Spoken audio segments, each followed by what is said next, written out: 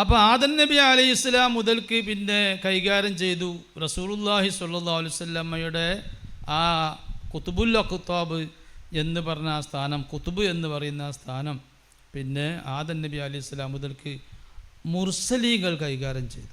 മുർസലീങ്ങൾ ഇല്ലാത്ത കാലമൊക്കെ ഉണ്ടായിട്ടുണ്ടല്ലോ, ഫത്രത്തിൻ്റെ കാലം എന്ന് പറഞ്ഞ്. അതല്ലേ അള്ളാഹു താലാക്ക് അങ്ങനെ ഒരു സേവനം ചെയ്യാനൊന്നും ഇല്ല എന്ന് പറയുന്നത്. അള്ളാഹ്ക്ക് അറിയാലോ ഫത്രത്തിൻ്റെ കാലം വരുമെന്ന്.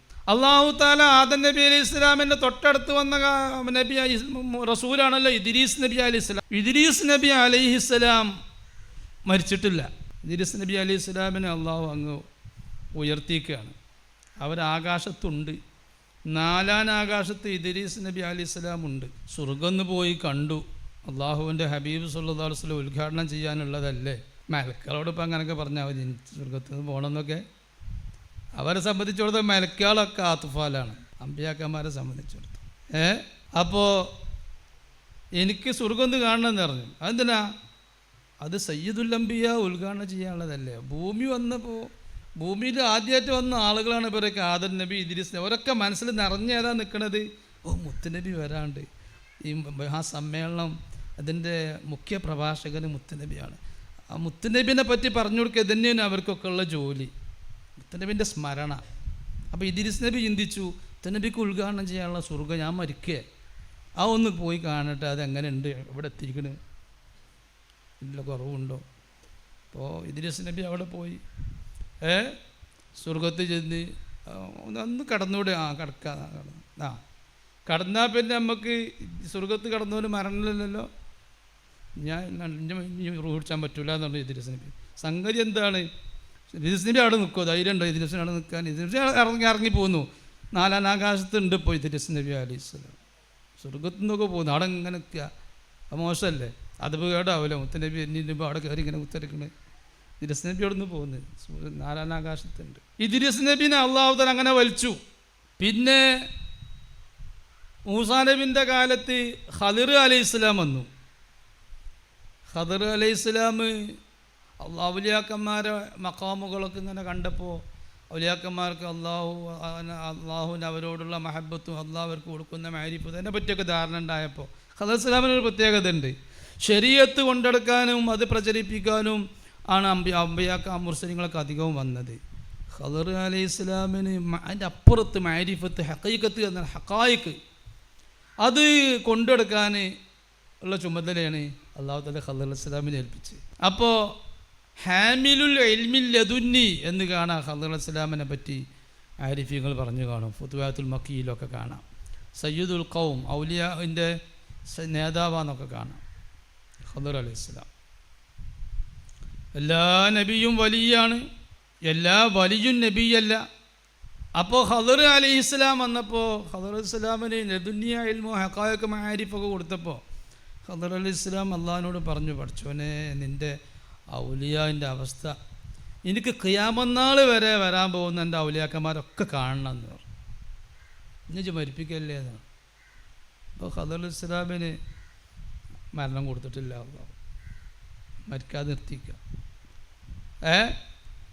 ഇബ്നു അത്താഇല്ലാഹി സിക്കന്ദരി റളിയല്ലാഹു തആല അൻഹു അവരുടെ ഷെയ്ഖിനെ കുറിച്ച് എഴുതിയ കിതാബാണല്ലോ ലതായിഫുൽ മിനൻ. ആ ലതായിഫുൽ മിനനിൽ അവർ പറയുന്നുണ്ട് ഖദിർ അലൈഹി ഇസ്ലാം മരിച്ചുക്കണോ എന്ന് വാദിക്കുന്ന ചില ഔലിയാക്കന്മാരുണ്ട്. ആ ഔലിയാക്കന്മാർ സംഗതി അവർ ഖദിർ അലൈഹി ഇസ്ലാമിനെ ഹയാത്തിൽ കണ്ടുക്കണോ എന്ന് അവരോട് ചോദിച്ചാൽ ഇല്ല എന്നവർക്ക് മറുപടി ഉണ്ടാകുക. അവരാണ് ഏത് വാദക്കാർ? ഖദിർ അലൈഹി ഇസ്ലാം മരിച്ചിക്കണു എന്ന് പറയുന്ന വാദക്കാർ.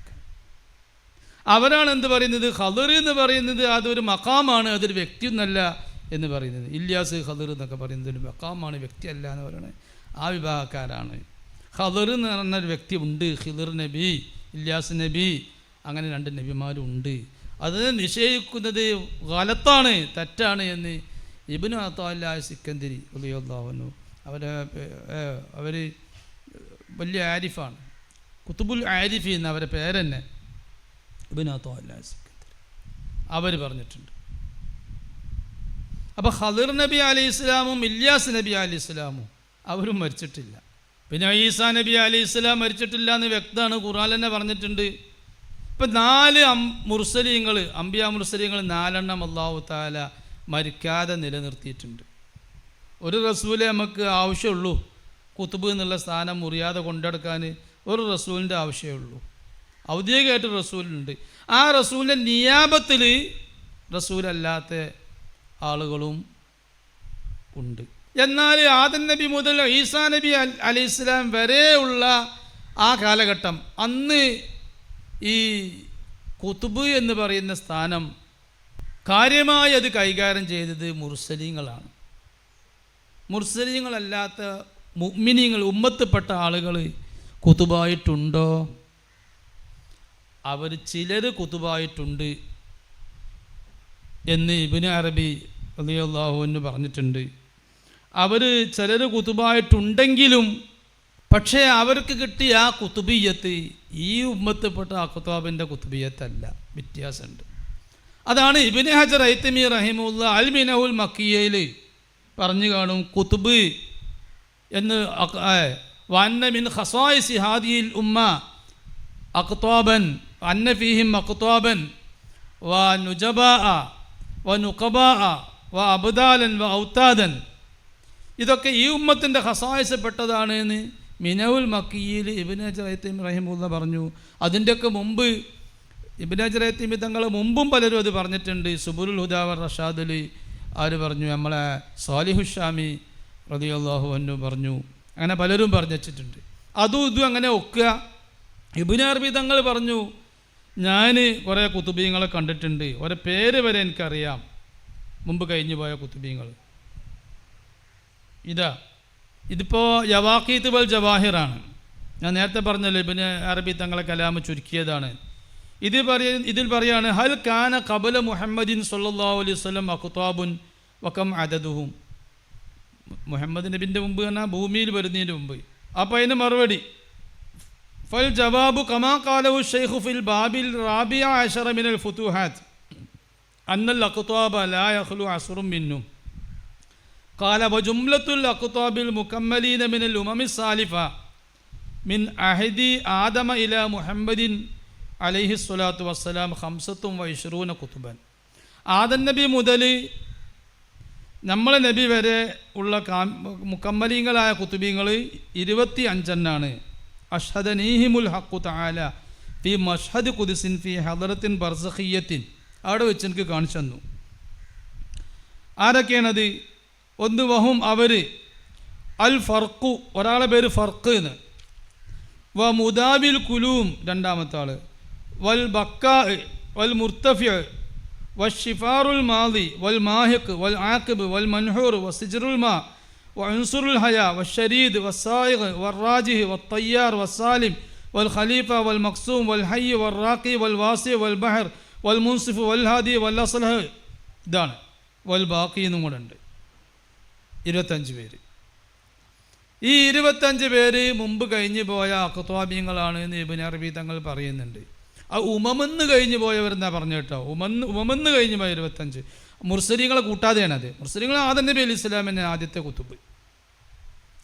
അപ്പോൾ ഇതും ഇബ്നു ഹജർ ഹൈതമി തങ്ങളെ പോലത്തെ ആളുകളും ഒക്കെ പറഞ്ഞു അഖ്താബ് ഇവരുടെ ഖുസൂസിയത്താണ്, ഈ ഉമ്മത്തിൻ്റെ ഖുസൂസിയത്താണെന്ന് പറഞ്ഞതിൻ്റെ അർത്ഥം.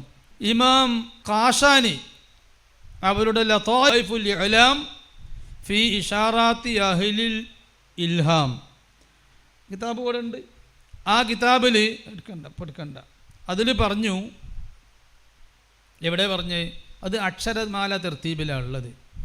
അത് കുത്തുബിയ കുത്തുബുൽ അഖ്താബ് എന്ന് പറഞ്ഞ സ്ഥലത്ത് 2ാം വാള്യത്തിൽ ഖാഫിൽ പറഞ്ഞു അവർ കഴിഞ്ഞു പോയ ഉമ്മത്തിലുള്ള അഖ്താബീങ്ങൾ അവർക്ക് അൽ കുത്തുബിയ്യത്തുൽ കുബ്ര ഗൗസിയ്യത്തുൽ ഉദ്മ എന്ന് പറയുന്ന സ്ഥാനം അതവർക്കില്ല. എന്താ അതിൻ്റെ പ്രത്യേകത? ആ സ്ഥാനത്തിൻ്റെ പ്രത്യേകത എന്താ? നമ്മൾ ഗൗസുല്ല എന്ന് പറയില്ലേ, കുത്തുബുൽ അഖ്താബ് എന്നൊക്കെ പറയുന്ന സ്ഥാനം, കുത്തുബിയത്തുൽ കുബ്ര എന്ന് പറയുന്ന സ്ഥാനം അത് കഴിഞ്ഞു പോയ ഉമ്മത്തിനില്ല. എന്താ കാരണം എന്നറിയോ? അതിനൊരു കാരണമുണ്ട്.